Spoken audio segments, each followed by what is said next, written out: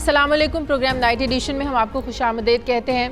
नाजरीन, नंदी पुर power project में डॉक्टर बाबर रावान की बरियत के फैसले पर उनके पुराने दोस्तों और अपोजिशन की तनकीद, आने वाले दिनों में उनका कौन सा अहम ओहदा उनको देने की तैयारियां की जा रही हैं, क्या तहरीक इंसाफ हॉर्स ट्रेडिंग किए बगैर चेयरमैन सेनेट की तब्दीली रुकवा सकती है, और फिर तहरीक इंसाफ 100 रोज़ा जो उनका प्लान था 1 साल में भी वो मुकम्मल नहीं कर पाई है, आने वाले जो 4 साल हैं उनमें क्या वो करेगी, इन सब पर बात करेंगे। आज तहरीक इंसाफ के रहनुमा डॉक्टर बाबर रावान साहब हमारे साथ होंगे, और जो प्रोग्राम का आखिरी हिस्सा होगा उसमें हम बात करेंगे कि बलूचिस्तान और शिमाली वज़ीरिस्तान में सिक्योरिटी फोर्सेस पर जो हमले हुए हैं दहशत गर्दों की जानिब से, सरहद पार से 10 नौजवानों ने जाम शहादत नोश किया है। सरहद पार से पाकिस्तान के अमन को निशाना बनाने वालों का सद्देबाब आखिर कैसे मुमकिन होगा, इस पर प्रोग्राम के आखिरी हिस्से में बात करेंगे। लेकिन सबसे पहले आज हम बात करने जा रहे हैं सीनियर कानूनदान और तहरीक इंसाफ के रहनुमा डॉक्टर बाबर रावान साहब से। अस्सलाम वालेकुम डॉक्टर बाबर रावान साहब, बहुत शुक्रिया आपने हमें वक्त दिया। जी वालेकुम अस्सलाम। डॉक्टर साहब, सबसे पहले तो आपको बहुत बहुत मुबारक हो, नंदीपुर रेफरेंस से आप बरी हुए। एक बड़ी अच्छी आपने मिसाल कायम की थी, जैसी रेफरेंस में आपका नाम आया आपने फ़ौरन रिज़ाइन कर दिया। तनकीद करने वालों ने तो बहुत तनकीद की कि या तो तहरीक इंसाफ में चले जाओ या जेल चले जाओ। खैर, अब जो खबरें आ रही हैं डॉक्टर साहब कि आपको फिर से मुशीर पार्लिमानी उमूर यौहदा दिए जा रहा है आपको, लेकिन 5 मुशीर तो ऑलरेडी काम कर रहे हैं और आइन और कानून के मुताबिक भी काबीना में 5 मुशीर ही काम कर सकते हैं। किसकी जगह लेने जा रहे हैं आप, लेने जा रहे हैं या नहीं? बिस्मिल्लाहिर्रहमानिर्रहीम, बहुत शुक्रिया आपका। पहली बात तो ये है कि आज पूरा पाकिस्तान उदास है। 10 जवान बेटे हमारे इस धरती पे कुर्बान हो गए। मुझे इजाज़त दीजिए मैं 30 सेकंड उनके लिए पहले उनके ख़ानदान, जिस तरह कैप्टन के वालिद जावेद साहब ने कहा कि उनको बड़ा फ़ख्र है, पाकिस्तान की माएँ ऐसे बच्चे जनती हैं, उन माओं को सलाम, शहीदों के ख़ानदानों को सलाम, इस धरती को सलाम, उसके बेटों को सलाम। दूसरा ज़रा देख लीजिएगा, बाद में जब आप सवाल पे आएंगे मैं उसका जवाब दूंगा कि जब से अमेरिका के सदर ने जो कहा है कि पाकिस्तान पीस प्रोसेस को जो 4 ममालिक हैं उनमें से एक चाइना है और एक अमेरिका है, एक रूस है और पाकिस्तान है, ये करेंगे, इंडिया एक्सक्लूड हुआ है, तो बहुत सारे लोग परेशान थे। लेकिन जब दौरे के बाद ये बात सामने आई कि वहाँ मोदी ने दरख्वास्त की कि एक ऑल्टरनेट, ये कोई ताना नहीं है मेरे नुक्ता नज़र से, दुनिया सारी ऑल्टरनेट डिस्प्यूट रेजोल्यूशन की तरफ, जिसको सालसी कहा जाता है, मीडिएशन कहा जाता है, उसकी तरफ जा रही है। तो उसके बाद परेशान कौन है? जो लोग परेशान हैं। और तीसरी बात, मैंने 30 सेकंड कहे थे, मैं ख़त्म करता हूँ कि देख लीजिए, पहले काबुल में अटैक होता है, फिर हमारा आ गया नॉर्थ वज़ीरिस्तान और फिर तुर्बत में होता है। ये लाइन पूरी देख लीजिए, ये वही अटैक्स हैं और ट्रेंड उनका वही है, सारे हालात वही हैं। जिस तरह से पहले भी जब इस इलाके में अमन कायम होना शुरू होता तो कोई अफगानिस्तान के अंदर गड़बड़ की जाती या पाकिस्तान के अंदर, बिल्कुल ऐसे। एक इसका दूसरा पहलू भी शाजिया बहुत इंपॉर्टेंट है। दूसरा पहलू ये है कि 3 ममालिक ने कहा, 2 बड़े लीडरों ने, जो एशिया के 2 बड़े लीडर हैं, उनमें से एक तैयब अर्दवान है तुर्की के और दूसरा जो महातीर मोहम्मद साहब है मलेशिया के, इन दोनों ने ये कहा है कि अगर पाकिस्तान शामिल हो जाए और ये 3 ममालिक इकट्ठे यकजा हो जाएं, यकजुबान हो जाएं, तो दुनिया के नैरेटिव में हैरान कौन ये आगे बढ़ाव कर सकते हैं। और अब आपने बात शुरू कर ही दी है तो इस बात पर बात कर ही लेते हैं, उसके बाद हम पॉलिटिक्स पे आ जाते हैं। फिर आप ये समझते हैं कि ये इनडायरेक्ट अमेरिका को एक मैसेज है कि ये जो अमन अमल प्रोसेस है ये काबिल कबूल नहीं है, जिन ताकतों ने ये हमला किया है, जो ताकतें ये साजिश कर रही हैं? देखिए, एक तो ये जो आपने कहा कि अमेरिका के लिए, लेकिन वो ताकतें इतनी बड़ी नहीं है कि अमेरिका जैसी सुपर पावर को या पूरी दुनिया को या पाकिस्तान जैसी एटमी ताकत को पैगाम दे सके। पैगाम ये है कि इस खित्ते में वो अमन कायम नहीं होने देंगे, ये पैगाम है बेसिकली। आप ये देख लीजिए एक तरफ के भारत के अंदर जब नई हुकूमत आई तो नई हुकूमत के आने के साथ ही वहाँ पे मुस्लिम अक़लियत के ऊपर हमले शुरू हो गए और फिर आपने देखा वायलेशन LOC पे दोबारा शुरू हो गई, गड़बड़ करना शुरू हो गए। लेकिन पाकिस्तान ने अपना जो ग्रेस था वो बरकरार रखा, अपने मुफादात का तहफ़्फ़ुज़ भी किया, लेकिन अमन की निस्बत के साथ पाकिस्तान ने पेशकदमी की है। आज सारी दुनिया पाकिस्तान की इस पेशकदमी का एतराफ़ कर रहे हैं। बिल्कुल। ऐसे में मैं इसको सैबोटाज कहना चाहता हूँ। ये पीस प्रोसेस जो अफगानिस्तान के अंदर से भी जो वॉरिंग फैक्शन है, उन्होंने इस जो अमेरिका के सदर की बात थी, इसके बाद कहा कि हम पाकिस्तान जाके वहाँ गुफ्तगू करना चाहते हैं और करने के लिए तैयार हैं। एक ये हुआ, دوسرا یہ چین نے کہا, اور چین کی جو سپوکس پرسن ہے گورنمنٹ کی, اس خاتون نے یہ کہا کہ ہم اس امن کے پروسیس کی یہ جو انیشیٹو ہے اس کی حمایت کرتے ہیں. مقبوضہ کشمیر ہے جو بھارتی, اس کے اندر سے علی گیلانی جیسے آئیکن, اور دوسرے اس کے بعد پھر ہمارے جو میرواز صاحب جیسے آئیکن ہیں, انہوں نے بھی اس پیس پروسیس کی حمایت کی. اس لیے پریشان صرف لے دے کے اس خطے میں وہی طاقتیں رہ جاتی ہیں جو پاکستان کو ڈی سٹیبلائز کرنا چاہتے ہیں, خطے کو ڈی سٹیبلائز کرنا چاہتے ہیں, یا اپنی ہیجمنی قائم کرنا چاہتے تھے لیکن وہ ناکام ہو گئے. ایک پہلو اس کا اور ہے اگر آپ اجازت دیں, وہ پہلو یہ ہے کہ دیکھیے بھارت اس وقت جو اس کی لیڈرشپ ہے اور اسٹیبلشمنٹ ہے وہ سخت دباؤ میں اندرونی طور پہ. پہلی دفعہ انڈیا کے اندر کسی اپوزیشن لیڈر نے کھڑے ہو کے پارلیمنٹ میں اپنے پرائم منسٹر کو کہا کہ یہ غدار ہے. یہ اس سے بڑا دباؤ کا کوئی دوسرا ثبوت نہیں ہو سکتا. اور دوسرا یہ تھا کہ انہوں نے 4 چیزیں مانگی تھی جا کے, جو انٹرنیشنل کورٹ آف جسٹس سے انہوں نے 4 چیزیں مانگی. پہلا یہ ہے کہ پاکستان کی فوجی عدالت کی سزا ختم کر دی جائے, ان کو نہیں مل سکا. دوسرا یہ ہے کہ اس سزا کو کالعدم کر دیا جائے, وہ بھی نہیں مل سکا. تیسرا یہ تھا کہ اس کو رہا کر دیا جائے, وہ بھی نہیں مل سکا. چوتھا یہ تھا کہ رہا کر کے اس کو بھارت کے حوالے کر دیا جائے, وہ بھی نہیں ہو سکا. ہر طرف سے پسپائی ہوئی کہاں ہے ڈیفینیٹلی. ایگزیکٹلی ریزلٹ سامنے آ رہے ہیں, ان کی بکھلاہٹ جو ہے وہ, جی ہاں, اور بکھلاہٹ کھل کر سامنے آ رہی ہے. بالکل صحیح. اب اجازت دیں تو آ جائیں میرے سوال کی طرف. ڈاکٹر صاحب کس کا آپ کے سوال کے 2 حصے ہیں. جی جی جی آپ بتا لیجئے. جی میں یہ پوچھنا چاہ رہی تھی کس کی جگہ لینے جا رہے ہیں آپ, لینا بھی چاہتے ہیں نہیں لینا چاہتے جو آپ کو عہدے کی پیشکش کی جا رہی ہے؟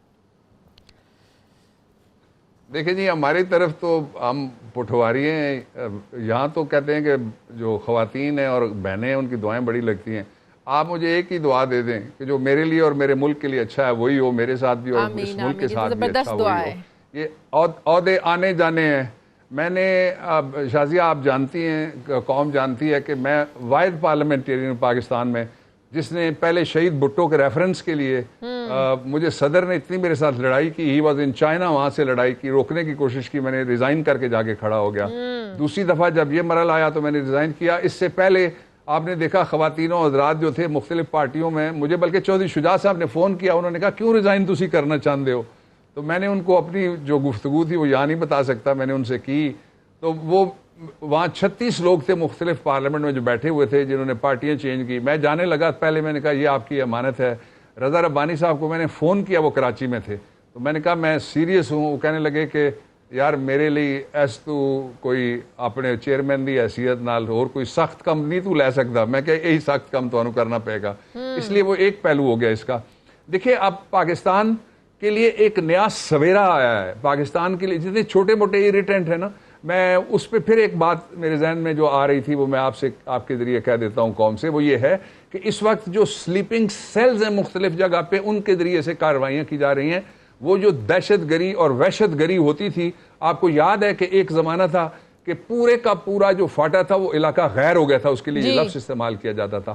آج پورے کے پورا فاٹا ایک ڈیموکریٹائز سوسائٹی کا حصہ ہو گیا اور وہاں پہ انتخابات ہوئے ہیں. بالکل جی, اور پہلی دفعہ وہاں پہ 27% سے زیادہ خواتین نے باہر نکل کے, یہ ٹیبو ٹوٹا ہے وہاں پہ, یہ ریکارڈ ٹوٹا ہے. وہ تصور ہی نہیں تھا. لوگ بیٹھ کے, سیاسی جماعتیں بیٹھ کے, مولانا حضرات بیٹھ کے, ایلڈرز بیٹھ کے, جرگے بیٹھ کے فیصلے کرتے تھے جی کوئی باہر نہیں نکلے گا. لیکن وہ کریڈٹ تو نون لیگ والے لیتے ہیں کہ مرجر تو ہمارے دور میں ہوا نا, کریڈٹ تو وہ لیتے ہیں, نون لیگ والے لیتے ہیں.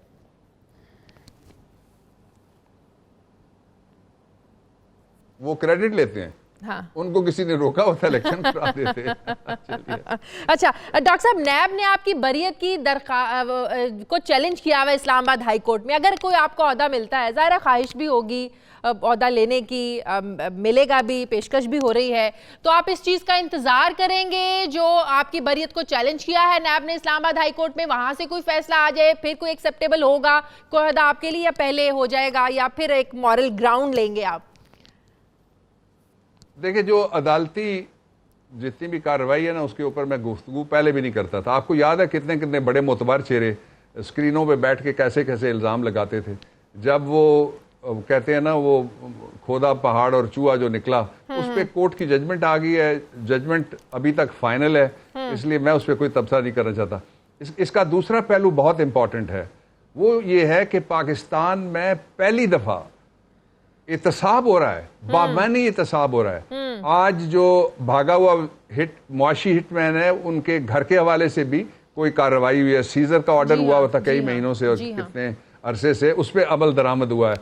پھر پاکستان کے اندر پہلی دفعہ یہ احساس جاگا ہے گلی محلے میں, آپ بھی عام آدمی ہیں, میں بھی عام آدمی ہوں, آپ جیسا ہوں, ہم جہاں بھی بیٹھتے ہیں یہ احساس جاگا ہے لوگوں کہ یہ وطن ہمارا ہے, اس کا مال ہمارا ہے, یہ وسائل ہمارے ہیں, یہ خزانہ ہمارا ہے, یہ کٹی ہماری ہے, مال و دولت ہمارا ہے, اور اس کو جو لوٹنے والے تھے اب اس میں سے کچھ شور شرابہ نکلے گا, کچھ ایسی چیزیں نکلتی ہیں جو آپ نے کہا, میں اس پہ ضرور بات کرنا چاہوں گا. آپ نے عرفان صدیقی صاحب کا کہا, میں پہلے اس پہ بات کر لیتا ہوں. پلیز. مجھے جب لیٹر پارٹ میں پتہ لگا تو میں نے بریگیڈیئر اعجاز شاہ صاحب جو ہمارے وزیر داخلہ, میں نے خود ان سے بات کی. مجھے نہیں معلوم کہ یہ کس نے پرچہ کیا ہے. اس کے دو پہلو ہو سکتے ہیں. ایک پہلو تو یہ ہو سکتا ہے کہ اس کو لا کو آبزرو اگر کیا جائے تو یہ 144 جب ڈپٹی کمشنر اس کا پروکلمیشن جاری کرتا ہے تو اس کی خلاف ورزی پہ 188 لگتی ہے. لیکن پروکلمیشن کے ساتھ ہی یہ میں آپ کے ناظرین کو ایجوکیٹ کرنا چاہتا ہوں, پاکستان کے عوام کو ایجوکیٹ کرنا چاہتا ہوں کہ یہ جو دفعہ 144 ہے وہی ہے جس میں کہتے ہیں کہ یہ دریا میں چھلانگ لگانا برساتی موسم میں منع ہے, اور جو ادوانا ہے اس کو کٹ کے نہ بیچو, اور یہ کہتے ہیں گندا آم جو ہے وہ نہ بیچو, اور کسی جگہ کہتے ہیں پکوڑے تلے ہوئے نہ بیچو, اس کا صرف مال بیچو. جو تو یہ وہ دفعہ ہے. اس سے پہلے پروکلمیشن ہوتا ہے جب جلسے کے اندر بھی کارروائی ہونے لگتی ہے, جلوس کی بھی, تو جو ڈیوٹی میجسٹریٹ ہوتا ہے وہ ڈپٹی کمشنر کے بہاف کے اوپر کہتا ہے کہ آپ مجمع خلاف قانون ہے, آپ ڈسپرس ہو جائیں ورنہ ہم کارروائی کریں گے. اس لیے یہ جو کام تھا اس کے لیے ایک نوٹس چلا جاتا کہ آپ نے یہ غلط کام کیا, پھر کارروائی بالکل یہ غلط ہوا ہے. اس احتساب سے کوئی انکار نہیں کرتا, احتساب ہونا چاہیے اور اکراس دی بورڈ ہونا چاہیے, لیکن اس طرح کے جب واقعات سامنے آتے ہیں, ایسی پرسنالٹیز کی گرفتاریاں سامنے آتی ہیں, بہرحال جو بھی ہیں کالمسٹ ہیں, وہ ایک استاد کا درجہ رکھتے ہیں وہ, تو اس سے ایک تاثر ابھرتا ہے ڈاکٹر صاحب کہ شاید حکومت خوفزدہ ہو چکی ہے, یہ اپوزیشن کہتی ہے. پھر ان کے جو یہ بیانیہ اس کو تقویت ملتی ہے کہ شاید حکومت چاہتی ہے کہ وہ وہ شخص جو نواز شریف کے بیانیے کے ساتھ چلا ہے اس کو اندر کر دو, اس کو گرفتار کر دو, اس کو جیل بھجوا دو. تو آپ کو نہیں لگتا حکومت کو ان چیزوں کو ایوائڈ کرنا چاہیے؟ اچھا, میں اس پہ تھوڑی بات مکمل کرنا چاہتا ہوں. دیکھیے وہ 70+ کے ایک سینئر سٹیزن تھے, ہتھکڑی بھی نہیں لگانا مناسب تھا, یہ بھی میں کہہ رہا ہوں. دوسرا یہ ہے کہ میں یہاں یہ وضاحت بھی کرنا چاہتا ہوں کہ اس کو جس طرح سے ڈراماٹائز نون لیگ نے کرنے کی کوشش کی ہے کہ پتہ لگا کہ بہت بڑی کوئی میٹنگ ہوئی اور سازش ہو گئی اور عمران خان اور بابر روان پتہ نہیں کون کون بیٹھ کے انہوں نے یہ فیصلہ, ایسا نہیں ہے. میں آن ریکارڈ آنا چاہتا ہوں کہ میں احتجاج کا, پرامن احتجاج کا حامی ہوں. میں آن ریکارڈ آنا چاہتا ہوں وزیر اعظم احتجاج کے اور پرامن احتجاج کے حامی ہیں, لیکن احتجاج کی جو باؤنڈریز ہیں, جتنے بھی فنڈامنٹل رائٹس ہیں, فریڈم آف ایکسپریشن بھی اور فریڈم آف ایسوسیشن بھی اور رائٹ آف موومنٹ بھی, ان کے ساتھ لکھا ہوا ہے سبجیکٹ ٹو ریزنیبل ریسٹرکشن. اور یہ جو کچھ طریقہ تھا یہ مجھے ذاتی طور پہ مجھے پسند نہیں آیا, اور اس میں بھی ان کو جو ان کے ساتھ ہوا, اور پھر اس طرح لگا کہ جس طرح کوئی ایک وہ اتفاق فاؤنڈری والی کوئی بڑی لمبی قلم ہے, وہ دکھانے کی کیا ضرورت تھی. جو ہوا وہ غلط ہوا, سب غلط کہہ رہے ہیں اس کو. اچھا, ایک اور جو اس کا پہلو ہے وہ یہ ہے کہ حکومت خوفزدہ اس بات سے ہے کہ نواز شریف کے بھائی شہباز شریف نواز شریف کے بیانیے کے ساتھ کب تھا؟ مجھے ذرا یہ بتائیے. میں تو پٹھواریا ہوں, آپ لاہورن ہیں, مجھے آپ بتا دیجئے, قوم کو بتا دیجئے کہ جس دن باپ اور بیٹی لاہور سے واپس آ رہے تھے تو آپ کیا سمجھتے ہیں بھائی نے پوچھا نہیں ہوگا کتنے رہ گیا سے, کتنے چلے گئے, آپ کہاں پھنس گئے تھے, کیا ہوا آپ کو, آپ غائب کدھر ہو گئے تھے؟ بالکل صحیح. ناظرین واپس آتے ہیں ایک چھوٹے سے وقفے کے بعد.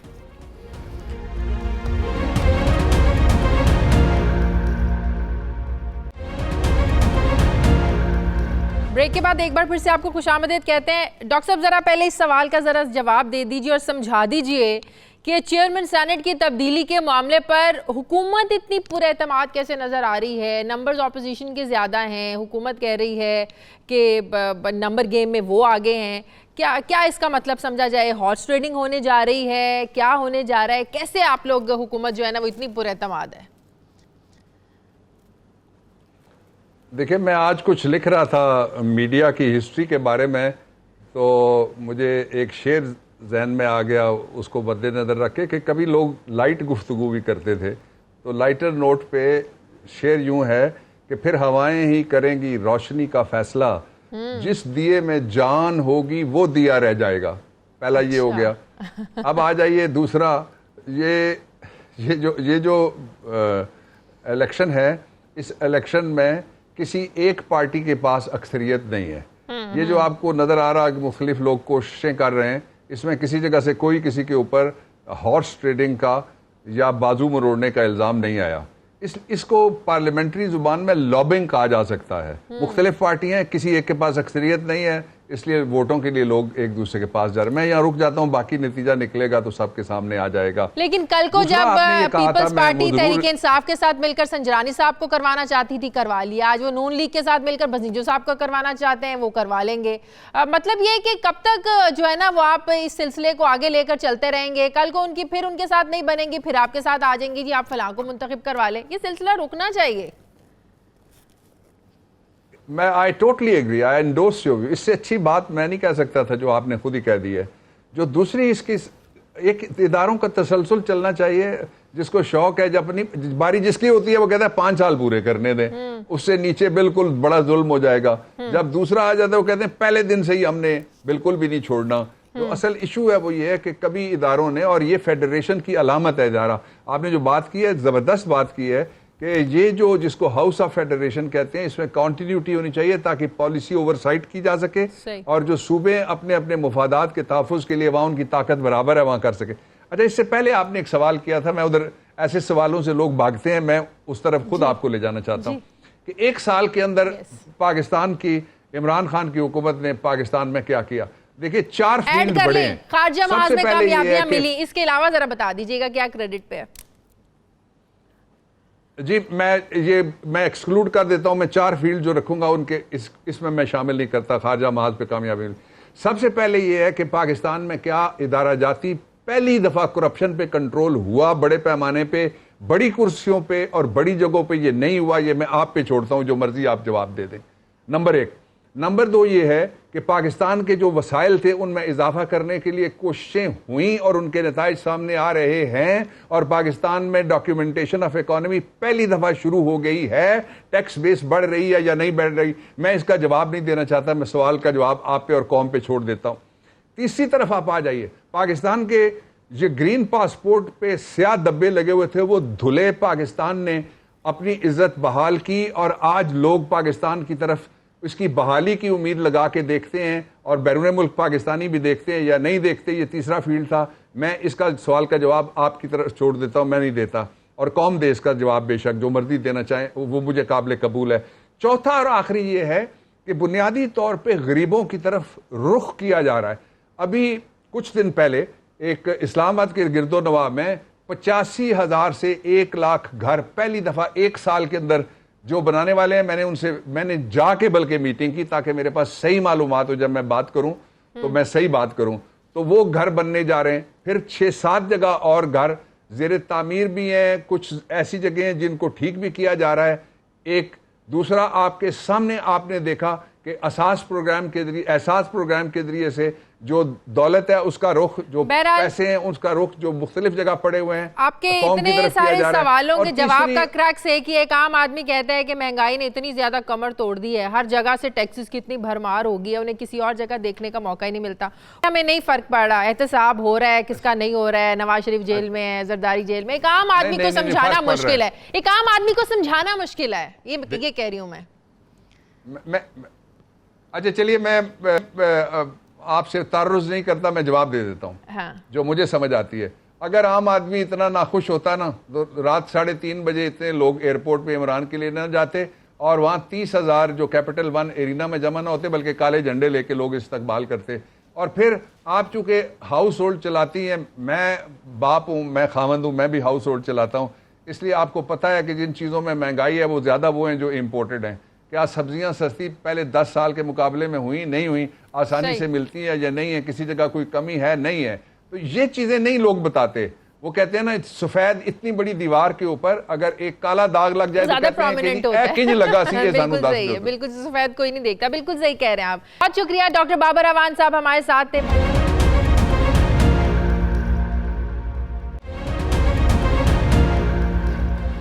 ناظرین, دہشت گردی کے خلاف پاکستان گزشتہ 15 سالوں سے ایک جنگ لڑ رہا ہے. یہ جنگ کبھی بھی پاکستان کی نہیں تھی, لیکن خطے میں امن قائم کرنے کی خاطر پاکستان کے سیکیورٹی اداروں کے ساتھ ساتھ پاکستان کے عوام نے بے شمار قربانیاں دی ہیں، اور آج دنیا اس امن کی خاطر پاکستان کی جانب سے دی جانے والی جو قربانیاں ہیں ان کا اعتراف بھی کر رہی ہے۔ دنیا کی سب سے طاقتور امریکی فوج گزشتہ 19 سالوں سے افغانستان میں دہشت گردی کے خلاف جنگ لڑ رہی ہے، لیکن اس نے اس میں اتنی کامیابی حاصل نہیں کی جتنی پاک فوج نے چند سالوں میں حاصل کر لی۔ آپریشن ضرب عضب نے ملک سے دہشت گردوں کا خاتمہ کیا، آپریشن رد الفساد نے ملک سے دہشت گردی کے نیٹ ورک کا صفایا کیا، لیکن آج بھی کچھ ایسے عناصر ہیں جو کہ ملک میں قائم امن کو بار بار خراب کرنے کی کوشش کرتے ہیں۔ ایسی ہی 2 کوششیں آج ہوئیں شمالی وزیرستان اور بلوچستان میں۔ پچھلے 24 گھنٹوں میں یہ کوششیں ہوئیں۔ شمالی وزیرستان میں پاک افغان سرحد پر اپنے فرائض کی انجام دہی کے دوران سیکیورٹی اہلکاروں پر، ہمارے جوانوں پر افغانستان کے سرحدی علاقے سے حملہ کیا گیا، جس کے نتیجے میں 6 جوان شہید ہوئے۔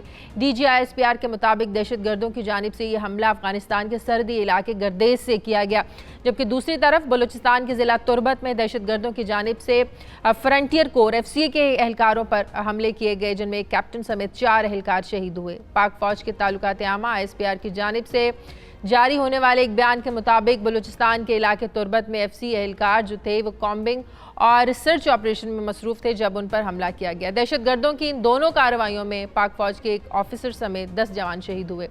پاکستان کی پوری قوم کو اپنے ان شہداء پر فخر ہے۔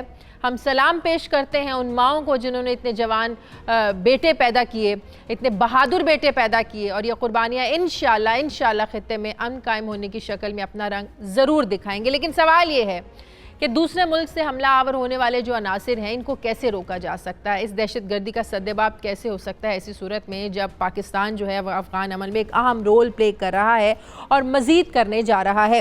اس ساری سچویشن پر میں بات کروں گی۔ میرے ساتھ موجود ہیں جنرل ریٹائرڈ عبدالقادر بلوچ صاحب، سابق وزیر برائے فرنٹیئر ریجن ہیں، اور ان کی تھوڑی دیر بعد ہمیں جوائن کریں گے بریگیڈیئر ریٹائرڈ حارث نواز صاحب، دفاعی تجزیہ کار ہیں۔ السلام علیکم، بہت شکریہ۔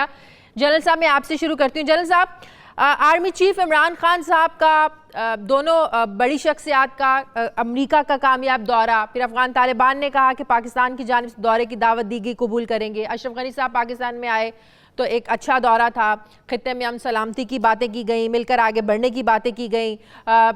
عمران خان صاحب کے دورے کے بعد دیکھا ہم نے F-16 طیاروں کے لیے پاکستان کی مدد کا اعلان۔ کس کی بوکھلاہٹ ہے یہ؟ کس سے یہ سب کچھ ہضم نہیں ہو رہا؟ کون سی طاقتیں ہیں جو یہ سازشیں کر رہی ہیں جنرل صاحب؟ بسم اللہ الرحمن الرحیم۔ سب سے پہلے تو میں ایک زخمی دل کے ساتھ، ایک روتے ہوئے دل کے ساتھ آج میں یہاں پر موجود ہوں۔ یہ 10 جوان جو شہید ہوئے یہ میرے بچوں کی طرح ہیں۔ میں ایک پروفیشنل سولجر تھا، 36 سال فوج کی خدمت کی، اور ان 36 سال میں 7 سال آزاد کشمیر میں لائن آف کنٹرول کے اوپر میں نے ملازمت کی، اور وہاں پر بھی بے شمار لاشیں ہم اٹھاتے تھے۔ جب کوئی جوان بچھڑ جاتا ہے ہم سے، اس کی شہادت ہوتی ہے، ان عظیم ماؤں کے بچے جب اس دنیا سے چلے جاتے ہیں، پول برجا جاتے ہیں، تو پوری فوج کو کمانڈر ان چیف سے لے کر نیچے تک ہر ایک آدمی کو ایک برابر کا دکھ ہوتا ہے۔ یہ ہماری ایک فیملی ہے، جس فیملی کا جب میں حصہ تھا، آج بھی اس کا حصہ ہوں، مجھے بہت دکھ ہے۔ میں سلام کرتا ہوں ان ماؤں کو، ان والدین کو، ان بہنوں کو، اور ان بیٹیوں کو جن کے عزیز و اقارب یہ تھے۔ رب پاک ان کو صبر دے، ان کی قربانیوں کا جو اجر اللہ تعالیٰ ان کو دے گا، لیکن اس کا اجر اگر ہمارے ملک کو مل جائے تو بہت بہتر ہے۔ ایک چیز میں تھوڑا سا اس کے بارے میں بات کرنا چاہوں گا۔ یہ آج سے 5 سال پہلے کی بات ہے، جب پشاور آرمی پبلک اسکول میں جب بچوں کے اوپر حملہ کیا گیا، ضرورت اس بات کی محسوس کی گئی کہ تمام جماعتیں مل بیٹھیں، اور پشاور میں اکٹھ ہوا، میں وہاں پر موجود تھا، اور اس کے بعد پھر اسلام آباد میں ایک کارروائی ہوئی، فیصلہ کیا گیا کہ دہشت گردوں کے خلاف کارروائی کی جائے گی، اور اس وقت تمام کے تمام سیاسی جماعتیں اس فیصلے کے پیچھے مکمل طور پر کمیٹڈ تھے۔ اس کے بعد پلوں کے نیچے سے کافی پانی بہ گیا ہے۔ اب وہ حکومت اس وقت PMLN کی حکومت تھی اور تمام پارٹیوں کی حمایت حاصل تھی۔ آج ایک اور پارٹی کی حکومت ہے۔ میرے خیال میں اس ایفرٹ کو ریفریش کرنے کی ضرورت ہے، خاص کر یہ جو ڈیولپمنٹس ابھی امریکہ میں ہوئے ہیں اس کے کولیٹرل ڈیمیجز ہمارے ملک کے اندر ہوئے ہیں۔ کپتان صاحب نے خود ہی کہا کہ یہ جو لڑائی تھی دہشت گردی کے خلاف یہ امریکنز کی لڑائی تھی جو ہم لڑتے رہے قربانیاں کرتے رہے. انہوں نے یہ بھی کہا کہ وہ اس وار کے خلاف تھے, اس لڑائی کے جو دہشت گردی کے خلاف لڑا جا رہا تھا امریکن مفادات کے لیے. انہوں نے یہ بھی کہا, یہ سچائی کی بات تھی. لیکن کیا کپتان صاحب اسی کمٹمنٹ پہ اب بھی برقرار رہیں گے؟ کیا اس بات کو ہم برداشت کریں گے کہ یہ تمام کی تمام ان کے لیے امن لائیں؟ لیکن یہ سب کچھ ایک ڈکٹیٹر کے دور میں جب شروع ہوا, اس کے بعد جو ڈیموکریٹڈ ہماری حکومتیں گزری ہیں سب اس کو لے کر چلی ہیں, سب نے ساتھ دیا نا اس میں, اس دہشت گردی کی جنگ کو ختم کرنے کے لیے سب نے ساتھ دیا نا, چاہے وہ پیپلز پارٹی کی گورنمنٹ ہو, چاہے نون لیگ کی ہو, چاہے آج تحریک انصاف کی ہے. میں مہربانی کر کے مجھے بات مکمل کرنے دے. میں یہ نہیں کہہ رہا ہوں, میں یہ کہہ رہا ہوں کہ کمٹمنٹ کو ریفریش کرنے کی ضرورت ہے. قوم کو پتہ ہونا چاہیے کہ جہاں تک اس جنگ کا تعلق ہے, اس جنگ میں ہم سیسا پلائی ہوئی دیوار ہیں, ہم سب کے سب ایک ہیں, اس میں کوئی اختلافی بات نہیں ہے. یہ جو ٹاک شوز میں آپ ہمیں لڑاتے ہیں, اس کارروائی کا, یہ جو دہشت گردی کی جنگ ہے اس کے خلاف کی کارروائی میں اس کا کوئی تعلق نہیں ہے. یہ اور بات ہے جس میں ہم ایک دوسرے کی مخالفت کرتے ہیں. یہ ریفریش کرنے کی ریکوائرمنٹ اس کی ہے. پہلی بات یہ میں کہنا چاہتا تھا. اگر یہ میسج کنوے ہو گیا ویل اینڈ گڈ, اگر حکومت کی ذمہ داری ہے وہ کرے یا نہ کرے. دوسری بات جو میں کہنا چاہتا تھا وہ یہ ہے کہ یہ امریکنز کے لیے جو ہم ڈھول بجا رہے ہیں, بڑی خوشیاں کر رہے ہیں, کبھی کہہ رہے ہیں کہ سب پاسپورٹ کی بڑی عزت ہوئی, کبھی کہتا ہے کہ مولانا کے ساتھ تصویر کھینچی گئی, کبھی یہ کہتا ہے کہ باڈی لینگویج بڑھایا تھا. یہی آدمی ہمیں 2-4 مہینے پہلے تو گالیاں دے رہا تھا, قسم قسم کے ہمارے لیے مشکلات پیدا کر رہا تھا, پاکستانیوں کو چیٹ, دھوکہ باز, فلانا, پیسے کھانے والے وغیرہ, یہی کہہ رہا تھا. آج اس کو ہماری ضرورت پڑی ہے, ٹھیک ہے, ضرورت پڑی ہے, امن ہمارے اپنے مفاد میں, ہمارے اپنے مفاد میں بھی ہے نا, افغانستان میں ہم قائم ہوتا ہے, ہمارے خطے کے ہمارے مفاد میں ہے. لیکن کیا اس کے لیے ہم مرتے رہیں گے؟ وہ اپنے آپ کو محفوظ رکھیں, ہم اپنے آپ کو مزید بنواتے رہیں گے. یہ کاروائی اس طرح سے رہے گا بلوچستان میں, اس طرح سے رہے گا فاٹا میں, KPK میں یا سندھ کے اندر, اللہ نہ کرے آ جائے. ان کے اوپر سوچنے کی ضرورت ہے. ہمیں پہلے سے سوچنا یہ چاہیے اور اس کے لیے پلاننگ کی ضرورت ہے. کتنا اور مزید ڈیمیج برداشت کریں گے؟ ایک دن میں 10 لاشیں اٹھانا, 10 پولوں کا مرجا جانا کوئی آسان بات نہیں ہے. مجھے پتا ہے آرمی چیف کو کتنا دکھ ہوا ہے, کمانڈرز کو کتنا دکھ ہوا ہے اس بات کا, مجھے پتا ہے. اور اس کے لیے کیا کارروائی کر سکتے ہیں؟ کیا یہ اسی طرح سے جاری رہے گا؟ ہم قربانیاں دیتے رہیں گے اور وہ اپنے ڈالرز کی آفر میں کریں گے اور F-16 کا کہیں گے کہ جی اس کے پرزے ابھی چند اتنے ڈالرز کے لے لو, اس کے بعد ہم بند کر دیں گے. ہمیشہ وہ ہمارے ساتھ کارروائی کرتے رہیں. اچھی بات ہے, اچھے تعلقات ہونا چاہیے. کہتے ہیں کہ آئس ہیز بین بروکن, ٹھیک ٹھاک ہو گیا, یہ ہو گیا, وہ ہو گیا, بہت اچھی بات ہے, اللہ کرے ایسا ہو. لیکن یہ کول لیٹر ڈیمیج جو ہمارے لیکن اگر اس خطے میں امن چاہیے, تقریباً 100 ہماری پالیسیز سب کے مفاد میں ہے, میں کہہ رہا ہوں ہمارے پالیسیز میں 180 ڈگریز کی جو ٹرن اباؤٹ آنی ہے. ٹھیک ہے, ٹھیک ہے, بہت بہت شکریہ جنرل صاحب ہمارے ساتھ ہیں. ناظرین مجھے پروگرام میں ایک بریک لینی ہے, بریک کے بعد واپس آئیں گے تو بریگیڈیئر ریٹائرڈ حارث نواز صاحب دفاعی تجزیہ کاری ہمارے ساتھ ہوں گے. واپس آتے ہیں ایک چھوٹے سے وقفے کے بعد.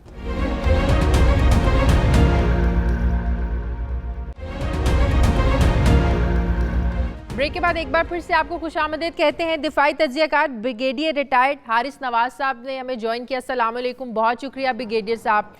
بریگیڈیئر صاحب, افغانستان کے عمل میں پاکستان نے ہمیشہ ہی ایک پازیٹیو رول پلے کیا ہے اور آگے بھی کرنا چاہتا ہے اور ہم کرنے بھی جا رہے ہیں. آج کے جو 2 افسوسناک واقعات پیش آئے ہیں شمالی وزیرستان میں, بلوچستان میں, تربت میں 10 ہمارے نوجوان شہید ہو گئے. اگر سرحد پار سے اسی طریقے کے ایسے حملے ہوتے رہیں گے, کیسے امریکہ کا سیف انخلا ہوگا, سیف ایگزٹ ہوگا وہاں سے, کیسے یہ پیس پروسیس آگے بڑھ سکتا ہے؟ کون ہیں وہ قوتیں, کون ہیں وہ طاقتیں جو نہیں چاہتے اس خطے میں امن ہو, جو نہیں چاہتے کہ پاکستان افغانستان کے امن عمل کا حصہ بنے؟ دیکھیں شادیہ, بڑی کلیئر ہے کہ کون نہیں چاہتا اور کس کو پرابلم ہے, کس کو ڈائجسٹ نہیں ہو رہا. آئی تھنک وی آل نو کہ دے آر دا انڈینس. اور خاص طور پہ جس طریقے سے پرائم منسٹر پاکستان کا وزٹ ہوا امریکہ میں, ان کی پذیرائی ہوئی ہے, اس کے ان نقطہ نظر سمجھا گیا ہے, اور پھر اس کے بعد پرائم منسٹر نے حامی بھری کہ میں جا کے افغان طالبان سے ملاقات کروں گا اور اس کے بعد میں افغان حکومت کے ساتھ ان کو بٹھاؤں گا. اس میں سب سے زیادہ تکلیف یہ ہے کہ India has been kicked out of the Afghan peace process. انہوں نے $3 بلین کی وہاں پر انویسٹمنٹ بھی کی تھی, اس کے بعد وہ ان کو وہاں سے نکال دیا گیا اور پھر امریکن کو یہ بھی سمجھ آ گئی کہ جب تک انڈیا افغانستان میں رہے گا پاکستان افغانستان میں پیس نہیں ہو سکتا، کیونکہ یہی امریکہ انڈیا کو ملا کر وہاں پر ہم لانے کی کوششیں کرتا رہا ہے. یہ امریکہ غلطیاں کرتا رہا ہے جس کی وجہ سے آج بھگتنا پڑ رہا ہے اس خطے کو. تو یہ جب انہوں نے اب ریئلائز کر لیا کہ ایک ہی حل ہے، پاکستان نے بہت پروفیشنل طریقے سے، اگر آپ نے دیکھا کہ افغان طالبان کو دوحہ میں امریکن ایڈمنسٹریشن کے ساتھ بٹھا دیا، انڈرسٹینڈنگ ہو گئی، تقریباً معاملات حل ہو گئے ہیں. اور Pakistan is a part of that drafting یا مسودہ جو ہے جس میں چائنا، رشیا، ایران، امریکہ، پاکستان شامل ہے، انڈیا از آؤٹ. یہ ان کو ڈائجسٹ نہیں ہو رہا. اب ایشو یہ ہے کہ اب میں یہ ایکسپیکٹ کر رہا تھا کہ ابھی تو خدا نہ خواستہ میں ایک اور ایکسپیکٹ کرتا ہوں، اللہ نہ کرے کہ یہ انڈیا اب ایک اور انڈیا کے اندر یہ را یا انڈین گورنمنٹ ایک اور اڑی انسیڈنٹ یا پٹھان کوٹ انسیڈنٹ یا پلوامہ انسیڈنٹ کریں گے اور پاکستان میں بلیم ڈالیں گے. I think we have to very careful about it also. لیکن بریگیڈیئر صاحب انڈیا وایا افغانستان کی زمین استعمال کر کے، افغانستان کی زمین استعمال ہو رہی ہے پاکستان پر حملہ کرنے کے لیے.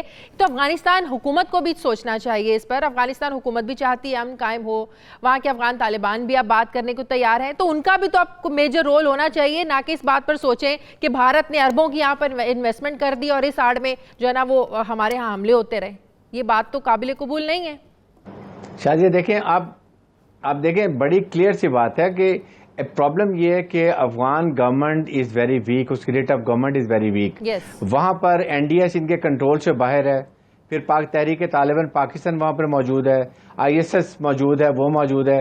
اور سیکنڈ یہ کہ اس وقت امریکنز کو چاہیے کہ کیونکہ افغان گورنمنٹ کی جو کنٹرول ہے وہ ہے امریکن کے ہاتھ میں. Americans have to tell Afghan government کہ now you start having your writ of government, آپ اپنی این ڈی ایس کو کنٹرول کریں. تحریک طالبان پاکستان کے خلاف آپ وہاں پر ایکشن لیں. ان کو کوئی کسی لحاظ سے بھی یہاں سے آپریشن نہیں ہونا چاہیے ہماری سرحد پر جہاں پر ہم اس وقت فینسنگ کر رہے ہیں. ایشو یہ ہے کہ اگر پاکستان کو بھی ہم بڑے اسٹرانگ وکٹ میں، ہمیں بھی امریکہ کو کہنا چاہیے کہ اگر افغانستان پاکستان میں امن ہوگا، بارڈر کے حالات ٹھیک ہوں گے، وہاں سے طالبان پاکستان میں اٹیک نہیں کریں گے، دین ہم اس پوزیشن میں ہوں گے کہ ہم افغان طالبان کو کنونس کریں کہ آپ افغان حکومت کے ساتھ بیٹھیں اور مذاکرات کریں. بالکل. یہ میرے خیال میں ہمیں میسج کنوے کرنے کی ضرورت ہے، یہ بہت ضروری بات ہے. تو ایسی کارروائیوں سے، ایسے حملوں سے آپ کو لگتا ہے کہ یہ سبوٹاژ ہوں گے، کسی حد تک افیکٹ ہوگا یہ سارا پروسیس، پیس پروسیس جو چل رہا ہے؟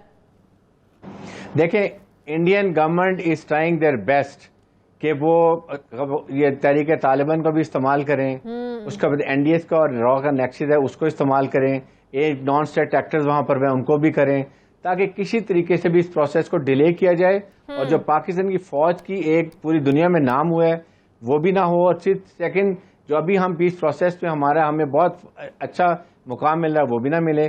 لیکن پاکستان آرمی نے تہیا کیا ہوا ہے کہ ہم نے افغان بارڈر پر امن لے کے آنا ہے، ملک سے دہشت گردی ختم کرنی ہے، بلوچستان میں حالات نارمل کر لیں تاکہ سی پیک بھی بنے، اور ساتھ ہی ساتھ پیس پروسیس بھی چلانا ہے. یہ گورنمنٹ کی رسپانسبلٹی ہے، وہ انشور کریں کہ افغان طالبان کو بھی ہم نے نیگوشیشن ٹیبل بٹھانا ہے افغان گورنمنٹ کے ساتھ اور اس پروسیس کو لے کے چلے. یہ اور افغان گورنمنٹ کی بھی ذمہ داری ہے بریگیڈیئر صاحب کہ وہ بھی اپنی سرحد کو، اپنے جو فینسنگ ہم کر رہے ہیں، ہم تو اپنی طرف سے بڑے اچھے اقدامات اٹھا رہے ہیں تاکہ دہشت گردوں کا جو آنا جانا ہے وہاں پر کنٹرول ہو سکے. تو افغان گورنمنٹ کی بھی تو ذمہ داری بنتی ہے کہ اپنی سرحد پار جو ہے نا وہ کنٹرول کریں، اپنا بھرپور کنٹرول ہونا چاہیے ان کا اپنے بارڈر پر. افغان گورنمنٹ اس وقت دیکھیں، افغان گورنمنٹ اس وقت بالکل چاہتے ہیں کہ وہاں امن ہو تاکہ یہ حالات ٹھیک ہوں اور افغان طالبان کے ساتھ بیٹھ کے یہ مذاکرات کریں. ایشو یہ ہے ان کی ریٹ بہت کمزور ہے، ان کے ٹروپس ان پروفیشنل ہیں، اس کے بعد ان کے این ڈی ایس کے اوپر کنٹرول نہیں ہے، جس کی وجہ سے ان سے بات نہیں کرنا چاہتے، پش کرتے ہیں. اسی لیے نہیں کرنا چاہتے کہ ان کی ریٹ کا وہ کہتے ہیں کٹپلتی حکومت ہے تو American have to jump in. Second, ہمیں اپنے ریجن میں جو اس وقت افیکٹڈ ملک ہیں جو چاہ رہے ہیں کہ یہاں پیس ہونا چاہیے، چائنا، رشیا، ایران اور پاکستان خود مل کے یہ انڈیا پہ بھی پریشر ڈال سکتے ہیں. سارے بڑے انفلوئنسنگ ملک ہیں، ان کی ویٹو پاور بھی ہے، امریکہ شامل، انڈیا کو کنٹرول کرنے کے. لیکن سب کے تجارتی معاملات بھی تو آڑے آ جاتے ہیں بریگیڈیئر صاحب، افغان ٹیریٹری پاکستان تجارتی معاملات بھی تو آڑے آ جاتے ہیں.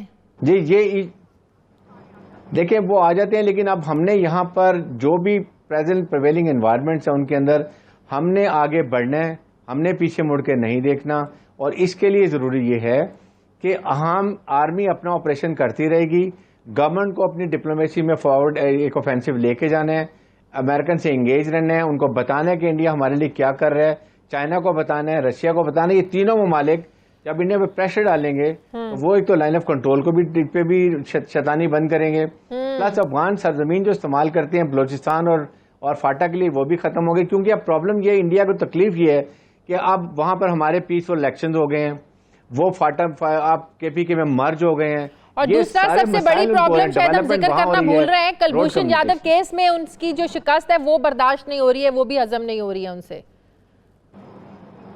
شادیہ اس میں بھی آپ یہ دیکھیں کہ آئی سی جے نے ایک انڈیا کو سرٹیفائی کر دیا کہ India is a state sponsored terrorist country, کیونکہ انہوں نے یہ کہا کہ یہ ان کا سرونگ نیول کمانڈر ہے, اس کو مسلمان پاسپورٹ انڈیا نے دیا ہے اور یہ صحیح پاسپورٹ دیا گیا ہے, اس لیے یہ بھی سرٹیفائیڈ ہو گیا کہ یہ پاکستان میں ٹیررزم کر رہے تھے. تو یہ کافی چیزوں میں ایکسپوز ہو گیا. پھر امریکہ نے بی ایل اے کو جو ہے وہ ٹیررسٹ آرگنائزیشن ڈکلیئر کر دیا.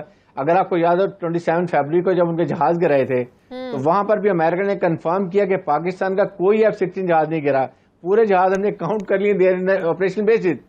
تو انڈیا نے ان کو بڑا نا امید کیا ہے, and now they are looking towards Pakistan. This is a time opposition کو اپنا رول کرنا چاہیے. کنسپٹ نیشنل ایشوز میں they should all be together. Pakistan میں رہتے ہیں تو پاکستان کا ایک نیشنل جو انٹرسٹ ہے اس کو ہر حالت میں قائم کرنا چاہیے. اس کو دیکھتے ہوئے, اس وقت سچویشن دیکھتے ہوئے, آج آپ نے دیکھا کہ انہوں نے ہماری ٹیکنیکل اور جو اسپیئر پارٹ سے F-16 کے وہ بھی انہوں نے ریلیز کر دیے ہیں. تو اس سے دیکھیں پازیٹیو وائبز آ رہی ہیں. آن قریب دیکھیں اکنامک ایک جو ہماری روٹین تھی وہ بھی شروع ہو جائے گی, کولیشن سپورٹ فنڈ بھی آ جائے گا, بہت چیزیں ہوں گی. بالکل صحیح, بہت شکریہ بریگیڈیئر ریٹائرڈ حارث نواز صاحب ہمارے ساتھ. ایک بار پھر سے ہم یہ کہنا چاہتے ہیں, پوری قوم جو ہے وہ فخر محسوس کرتی ہے کہ ایسے شہید جو جوان شہید ہوئے ہیں, ان ماؤں کو سلام پیش کرتے ہیں. ہم دعا کرتے ہیں کہ اللہ تعالیٰ جو شہید ہیں ان کے لواحقین کو صبر دے, اور ہم یہ دعا کریں گے کہ اس طرح کے واقعات میں کمی آئے اور پاکستان جو ہے ہمیشہ سلامت رہے, اور پوری قوم اس دکھ کی گھڑی میں ان شہیدوں کے لواحقین کے ساتھ کھڑی ہے, پاک فوج کے ساتھ کھڑی ہے. ہم اپنی پاک فوج کے جذبوں کو سلام پیش کرتے ہیں. ناظرین, پروگرام کا وقت ختم ہونے لگا ہے, لیکن پروگرام کے اختتام سے پہلے ہمارا جو آج کا ایڈیٹوریل ہے وہ یہ ہے کہ PIA کا شمار پاکستان کے ناظرین ان اداروں میں ہوتا ہے جو کہ اس وقت پاکستانی معیشت کے لیے سفید ہاتھی بنے ہوئے ہیں. PIA کے خسارے کو کم کرنے کے لیے حکومت جہاں دیگر اقدامات اٹھا رہی ہے, وہیں حکومت کی جانب سے PIA کے ملازمین کی جعلی ڈگریوں سے متعلق جانچ پڑتال کے لیے 5 رکنی ایک کمیٹی بھی تشکیل دی گئی ہے.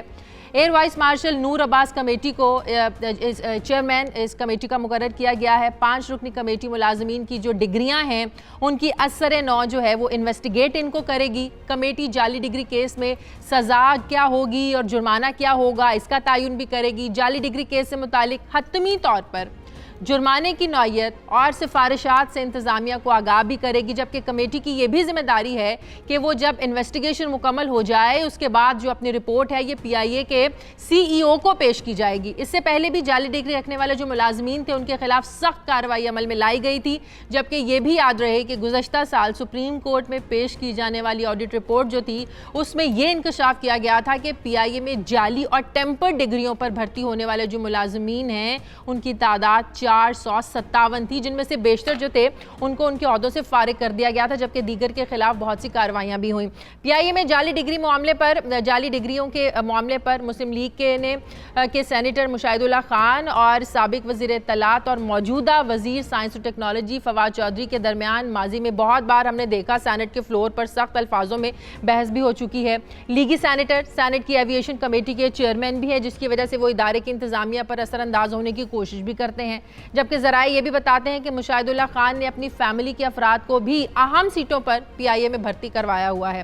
اب دیکھنا یہ ہے کہ آنے والے وقت میں جعلی ڈگریوں پر بھرتی ہونے والے افراد کے خلاف کس طرح کیا کارروائی عمل میں آتی ہے, اور کمیٹی کب تک اس حوالے سے اپنی رپورٹ پیش کرے گی, اور ہم بھی اس حوالے سے ایسی سٹوریز جو ہیں ان کا فالو اپ آپ کے سامنے پیش کرتے رہیں گے. پروگرام کا وقت ختم ہو گیا, مجھے اجازت دیجیے, اپنا فیڈ بیک ضرور دیجیے گا.